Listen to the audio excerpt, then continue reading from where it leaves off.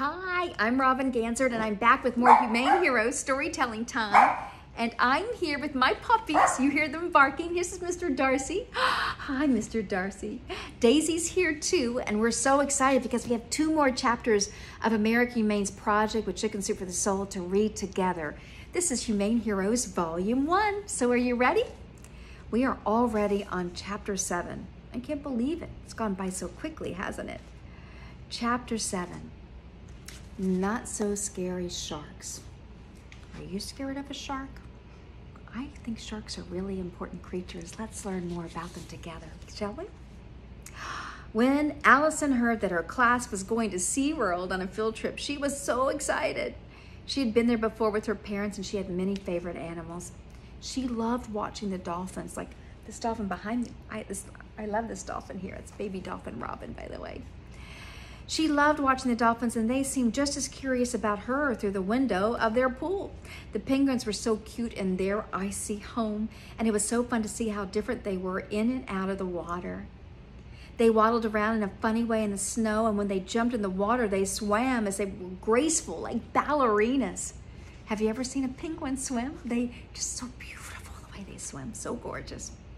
Allison loved feeding squid and fish to the sea lions. She also watched them play with their toys the trainers gave them. And then there were the sharks. How many of you have seen a shark? They're amazing creatures.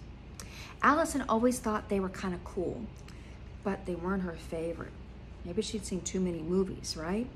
She'd seen sharks on TVs and in movies before, and there were certain words that always came to mind when she thought about them. Scary, mean, mysterious, dangerous. Her class was going to visit the sharks during the field trip, and she hoped that part of the visit would go by quickly.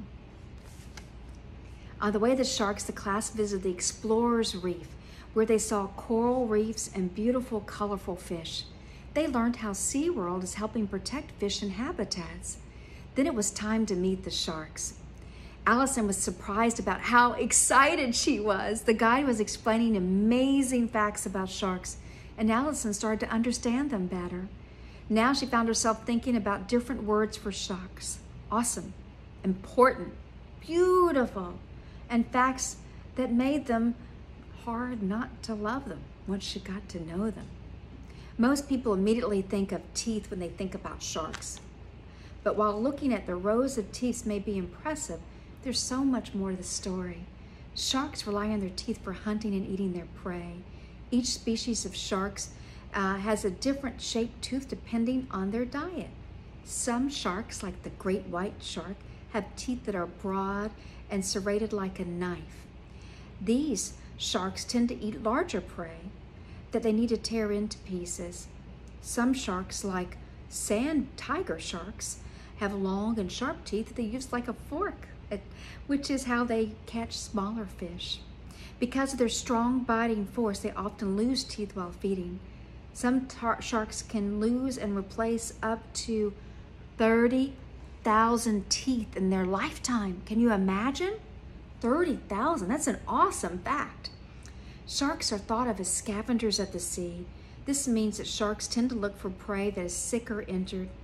This not only makes their meals much easier to catch, it also cleans up ocean populations. Eating the weaker fish means stronger fish are able to survive and produce stronger children. A shark's senses are well adapted for honing in on prey. They have an incredible sense of hearing. Did you know that? And a keen sense of smell. And their eyes are especially adapted for seeing in very low light. You know, these sensory pits, the sharks sense their exact contact of other animals close to their mouths and allow them to know exactly when to bite down. They also have a lateral line, which is an adaptation to help them sense vibrations in the water. Sharks are really, really cool. The coolest fact that Allison learned about sharks is that they eat far less than people imagine. Cold-blooded animals have a much lower metabolism than warm-blooded animals. In fact, at SeaWorld, the sharks are only fed twice a week. Can you imagine only eating twice a week? I'd be really hungry. Allison was also amazed to learn that the sharks at SeaWorld are actually trained to eat in different parts of their habitat. She knew that mammals and birds could be trained in certain behaviors, but she didn't know sharks could be too. The education guide told Allison's class that humans have had a relationship with sharks for a long time. Over the years, people have used sharks for food, medicines, vitamins. Shark teeth have been used for weapons and jewelry, and shark skin for sandpaper. But today, some shark populations are on the brink of extinction. Unfortunately, many sharks are caught for shark fin soup, which is a part of the shark desired for human consumption. Many times the sharks are caught, their fins are cut off, and the shark is sadly thrown back in the water to drown. And thousands of sharks are caught by accident, snagged in nets set out to catch other kinds of fish. The education guide asked Allison's class for ideas about how they could make a difference for sharks. Some students suggested recycling, using less plastic, and picking up trash. These are great ways not only to help sharks, but to help all animals that live in the ocean. Keeping their habitats clean ensures a healthy and safe environment in which they have to live. One student suggested being much more careful about fishing, making sure not to throw away old nets and fishing line in the water, because that's a very important way to help save ocean animals, because animals can get tangled and die in those nets. And also, being a smart shopper is another way to help sharks. Purchasing seafood that has been caught sustainably is very important, and it can help reduce fishing practices that cause other animals to get caught in fishing nets. And of course, every student promised to never, ever eat shark fin soup. But they learned that the most important thing to do to help sharks was to learn about them, not to be afraid of them. Learning about them, sharing what you learned, those amazing facts with your friends, is the first step towards shark conservation. Being excited about sharks can change conversation from being afraid to being excited. And Allison was so surprised about how excited she was about sharks after meeting them and getting to know them. What a great story about Allison and her field trip. And friends, I know you loved the gorilla story from last time. And remember this very special baby gorilla that I met in Rwanda? So precious, just a few months ago. He's probably so much bigger now. I wonder how big he is. I loved meeting him. He was so much fun. But now we have chapter 8 in Humane Heroes about another gorilla. Are you ready? Mr. Darcy, are you ready? Oh, say hello again. Oh, he's ready. He's like, he's ready for a big nap. So let's let him nap while we read about Baby Bolingo. I love Baby Bolingo. It's so much fun. Here we go. You ready? Not very many gorillas are born in zoos, and it had been many years since a gorilla was born at Busch Gardens. So the people who take care of the gorillas were surprised and happy to learn that one of their gorillas, named Kashina, was going to have a baby. Gorillas and humans are similar in the way they give birth. So Kashina was cared for by animal doctors, veterinarians, and doctors who help human mothers have their babies. All of the doctors decided that Kashina would need to have an operation to have her baby. I know, Mr. Darcy, kind of scary. I know, it's okay. For the next few months, the animal care team prepared Kashina for birth for her baby, who had already named him Bolingo. They taught her how to stick her arm through a tube so they could take blood from her and give her shots. They taught her to stay still so the veterinarians could help her. They gave Kashina special vitamins that would help the baby gorilla growing inside of her. And they made changes to where she lived so that she'd have everything she needed to take care of the new baby. For those of you that have a new baby brother or sister, you know what it is to get your house ready for the new baby. And they had to do the same at Busch Gardens. When Kashina was ready to give birth to her baby, her caregivers gave her a shot that made her fall asleep. Once she was asleep, Kashina was put onto bed similar to hospitals, and she was wheeled to the animal hospital. And there they measured her heartbeat rate and the heartbeat of the baby, breathing and everything, and they worked together to start the operation. It only took 30 minutes for baby Bolingo to be born. Everyone in the operating room cheered because they were so excited about a new baby gorilla. I would be too.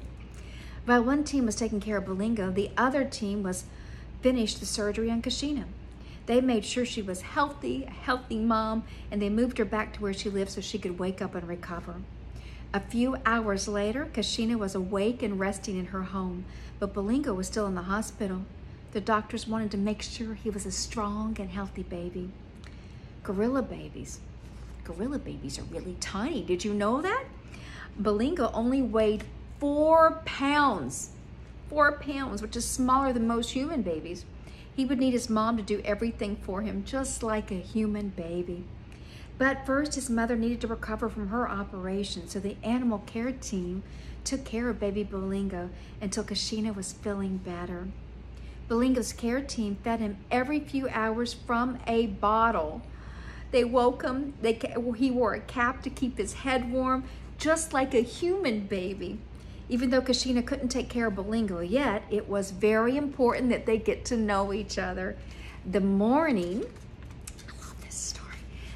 after he was born, Belingo was taken to a room next to his mother so he could hear her, and he could smell her. They needed to hear, smell, and see other gorillas right away. Over the next 10 days, the animal care team took care of Belingo. Kashina and Belingo saw each other every day so that mother and son could get to know each other. Finally, Kashina was ready to take care of her baby. Her room was set up with lots of hay and a blanket. The animal care team fed Belingo one last bottle, and after his bottle, they put Belingo in a blanket and put the blanket on the hay. Once Belingo was comfortable and the animal care team left the room, the door was opened to allow the mom, Kashina, to come into the room. She came in and she immediately picked up her baby and held him to her chest. Some of the animal care team started to cry. I know, so amazing. They were so happy. I know, I'm so happy too. Kashina was so happy to have her baby. Oh my goodness, she didn't put him down. Kashina was a very good mom to Belingo and fed him every day. Over the next several months, Belingo grew and slowly began to meet the other gorillas that lived at Busch Gardens. Kashima was a great teacher. She showed Belingo everything he needed to know to be a gorilla. Belingo is now an adult and still lives with his mother. I love that story. And again, we've got more to read from our Humane Heroes, Volume 1. This is American Humane's very special project with Chicken Soup for the Soul. I hope you will visit chickensoupforthesoul.com/AH and download worksheets and fun exercises and coloring pages to use to really bring these stories alive to you. Thank you, and remember to be a humane hero and come back next time for several more chapters of Humane Heroes. Thanks so much.